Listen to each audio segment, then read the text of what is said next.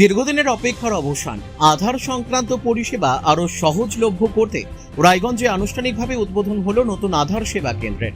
বুধবার রায়গঞ্জের শিলিগুড়ি মোড়ের কাছে বিএসএনএল এর পুরনো customer service centre building BSNL exchange office চত্বরে এই আধার সেবা কেন্দ্রের উদ্বোধন করেন রায়গঞ্জের সাংসদ কার্তিক চন্দ্র পাল। উদ্বোধনী অনুষ্ঠানে উপস্থিত ছিলেন রায়গঞ্জের বিধায়ক কৌশিক চৌধুরী। এছাড়াও অনুষ্ঠানে উপস্থিত ছিলেন বণিক মহলের সদস্য, সমাজসেবী এবং আধার সেবা কেন্দ্রের প্রতিনিধিরা।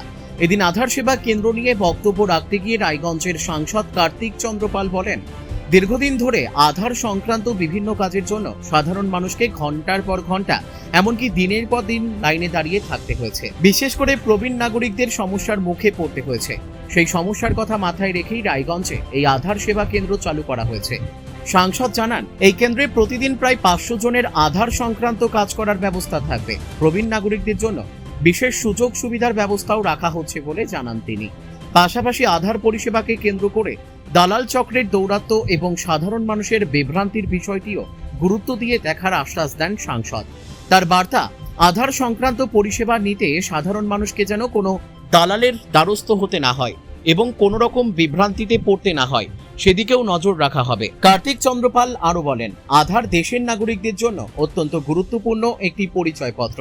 আধার সংক্রান্ত পরিষেবা যাতে প্রকৃত নাগরিকরা সহজে এবং স্বচ্ছভাবে পান, সেই লক্ষ্যেই এই কেন্দ্র গুরুত্বপূর্ণ ভূমিকা পালন করবে। নতুন আধার সেবা কেন্দ্র চালু হওয়ায় রায়গঞ্জ ও আশপাশের এলাকার সাধারণ মানুষের আধার আপডেট সহ বিভিন্ন পরিষেবা পাওয়ার ক্ষেত্রে ভোগান্তি অনেকটাই কমবে বলে আশা করছেন উদ্যোক্তারা। নমস্কার, আমার প্রিয় রায়গঞ্জ লোকসভাবাসীবৃন্দ। আমরা সবাই জানি আমাদের জেলার সবচেয়ে বড় সমস্যা ছিল আধার। বিভিন্ন পোস্ট অফিস, ব্যাংকে মানুষ রাতের পর রাত, দিনের পর দিন দাঁড়িয়েছিল, কিন্তু এর মূল সমস্যা ছিল অন্য। কারণ আমাদের যাদের আধার দরকার, যারা আমাদের দেশের নাগরিক, সেই ক্ষেত্রে তারা আধারের সুযোগ না পেয়ে বহিরাগত রোহিঙ্গারা এই সুযোগটা নিচ্ছিল। তাই কেন্দ্র সরকারের থেকে এই আধার নিয়ে পশ্চিমবঙ্গের বিভিন্ন ক্ষেত্রে রেস্ট্রিকশন ছিল, বিশেষ করে বর্ডার এরিয়ার ক্ষেত্রে। আমাদের ডবল ইঞ্জিন সরকার আসার পরে আমাদের সম্মানীয় রায়গঞ্জের মন্ত্রী আমরা উদ্যোগ নেই যাতে খুব তাড়াতাড়ি এখানে একটা আধার সেন্টার হয়। যে সেন্টারে মানুষের দৈনন্দিন জীবনে যে একটা আধার দরকার, সেই তার যা প্রয়োজন A to Z সমস্ত পরিষেবা যেন মানুষ এখান থেকে পায়, তার জন্য বিএলএস কোম্পানির উদ্যোগে আজকে এখানে একটা আমাদের দ্বার উদ্ঘাটন হলো এবং এখানে কন্টিনিউ পার ডে 500 লোকের এখানে মোটামুটি আমাদের আধারের কাজ হবে। এবং আপাময় আমি রায়গঞ্জবাসীকে বলবো, তার সাথে আমি আমাদের প্রেস মিডিয়ার বন্ধুদের বলবো, আপনারা সোশ্যাল মিডিয়ায় প্রচার করুন। মানুষ যাতে অযথা এই আধার নিয়ে অনেকে বাইরে স্টেটে চলে যাচ্ছে, অন্যান্য জায়গায় যাচ্ছে, সেখানে যাওয়ার আর প্রয়োজন নেই। এখানে সম্পূর্ণ কাজ হবে এবং মানুষ একদিনে যেন পুরো একটা মক না চলে আসে।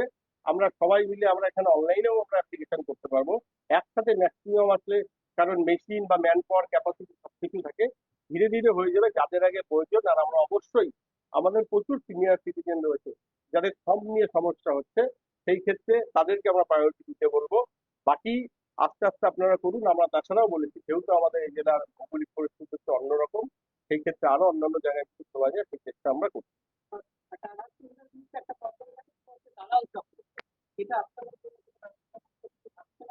অবশ্যই কোনোভাবে দালাল চক্র যাতে না থাকে, তার জন্য এখানে যারা আধিকারিক রয়েছেন তাদেরকে আমি বলেছি। আমিও আমাদের সম্মানীয় মন্ত্রী, আমরা পুলিশ প্রশাসনকে বলবো সুন্দর একটা সিস্টেমেটিক উপায় যাতে এখানে হয়, কোনো রকম দালাল না, জিরো টলারেন্স নীতি। সেটা আমাদের প্রধানমন্ত্রী যেটা বলেছেন, আমাদের মুখ্যমন্ত্রী যেটা বলেছেন, সেই নীতিতে এখানে কাজ হবে। দাঁড়িয়ে থাকাটা একটা বিরাট তত্ত্ব। দীর্ঘক্ষণ দাঁড়িয়ে থাকে, দিনে রোদে গরমে কি ব্যবস্থা? তো অবশ্যই এখানে ব্যবস্থা নেওয়া হবে, এখানে সেট করা হবে এবং বসার জন্য চেয়ারের ব্যবস্থা করা হবে এবং সাথে পানীয় জলেরও ব্যবস্থা করা হবে। রায়গঞ্জ থেকে রামকৃষ্ণ দাসের রিপোর্ট, কুলিক নিউজ।